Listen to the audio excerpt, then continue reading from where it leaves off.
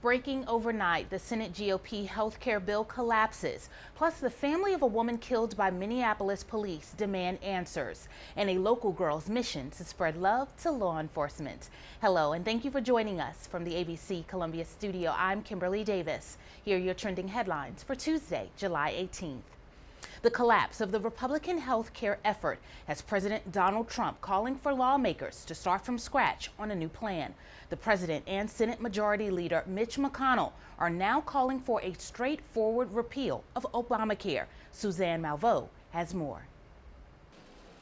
Senate Majority Leader Mitch McConnell giving up on Republicans' 7-year effort, now pushing to repeal Obamacare without a replacement plan in place. The latest effort collapsing after 2 more Republican senators announced their opposition to the bill simultaneously on Monday night, ensuring that the plan would fail.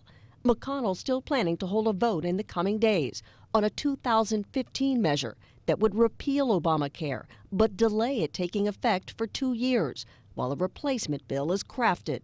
President Trump responding to the setback on Twitter, tweeting Republicans should just repeal failing Obamacare now and work on a new health care plan that will start from a clean slate.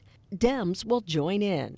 This despite the fact that a straight repeal has little to no chance of passing, and it could leave millions uninsured and the insurance markets in turmoil. The president's proposal starkly different from the promise he made on the campaign trail. Obamacare is a disaster. Repeal it and replace it. Repeal and replace. Repeal and replace Obamacare. We're going to repeal it. We're going to replace it. We're going to get something good. President Trump was trying to drum up support for health care, hosting a handful of senators at a White House dinner Monday night, as Senators Lee and Moran announced their opposition. The president expressing optimism earlier in the day. The Republican senators are great people, but they have a lot of different states. Some states need this, some states need that, but we're getting it together, and it's going to happen. Right, Mike? Yes, I think. Democratic Minority Leader Chuck Schumer immediately celebrating the defeat, tweeting, "This second failure of Trump Care is proof positive that the core of this bill is unworkable." As Republicans continue to be split about the path forward, with conservatives pushing the clean repeal effort and moderates like Senator John McCain calling for bipartisanship. McCain stressing that Republicans should receive input from members of both parties as they work to produce future legislation. If this last-ditch attempt fails, lawmakers will have to decide whether to shore up Obamacare or just let it wither. Republicans have stressed time and time again that they believe Obamacare is collapsing, but it remains to be seen if they'd be willing to work with Democrats to fix it. People are demanding answers from police after a Minneapolis officer shot and killed an Australian woman Saturday night. Justine Damond called 911 to report a possible sexual assault in an alley near her home. This according to her fiance. The officer involved in that shooting has extended his condolences to the family in a statement through his attorney. And as Elizabeth Littlefield tells us, that officer was once a symbol of pride in the community. When Officer Noor and his partner responded to a late-night call, they had their weapons close by. Justine Damond's loved ones say she placed the call for help, a possible assault in the alley. While she stood in the alley talking with the 2 officers in their cruiser, WCCO has learned Officer Noor reached over his partner, who was in the driver's seat, and shot and killed Damond. There's a shock that is happening that a Somali police officer shot and killed a woman in Minneapolis. Despite the name, Mohammed Noor has no direct relation to Officer Noor. He says the officer's job has been a sense of pride for the Somali community. When he joined the force, everybody was excited. We're always excited when the police officers look like the people that they serve. It opens a big door of whereby you feel welcome, you can trust, you can build that relationship. But this tragedy that happened separates that relationship from what the people are expecting. Now Noor says he's devastated at the loss of Justine Damond. So is the chief, who made her first public statement, saying, "I understand why so many people have so many questions at this point. I have many of the same questions, and that is why we immediately asked for an external and independent investigation. Questions like why weren't the officers' body cameras turned on? And why did a call for help end in this cry for answers.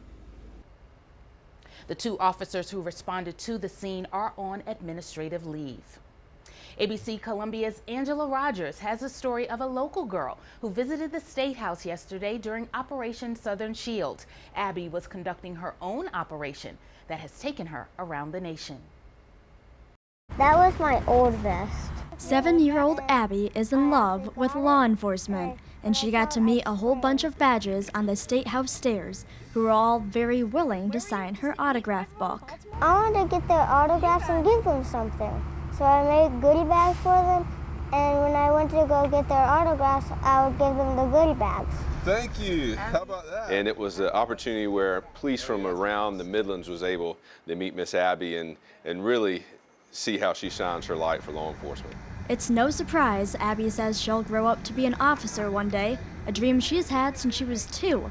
But for now, she's armed with bags full of M&Ms, cooling towels, and other fun goodies. A police officer started getting killed, and I realized I wanted to do something for them, and that's how it started. At the State House, Highway Patrol and police officers bestowed their own gift to Abby to thank her for being their biggest fan. It was exciting to see the glow on her face when she got her own campaign hat and a duty belt and other things, but to see the other police officers and to see my fellow troopers light up when Miss Abby came around and asked for the autograph and wanted to give them a high five or take a picture, it really made all of our day. Abby has pictures and signatures from more than 100 first responders, and every patch on her new vest is a snapshot of a very special memory. And I met a canine officer, and he said, "Do you have a canine patch?" And I said, "No," and he ripped it off his shoulder and gave it to me. But don't let size fool you. This girl is ready to read you your rights. They don't give me real handcuffs, but they give me patches. In Columbia, Angela Rogers, ABC Columbia News. Join us for news, weather, sports, and more on air, online, and on the ABC Columbia mobile app. I'm Kimberly Davis. Enjoy the rest of your Tuesday, and thanks for watching.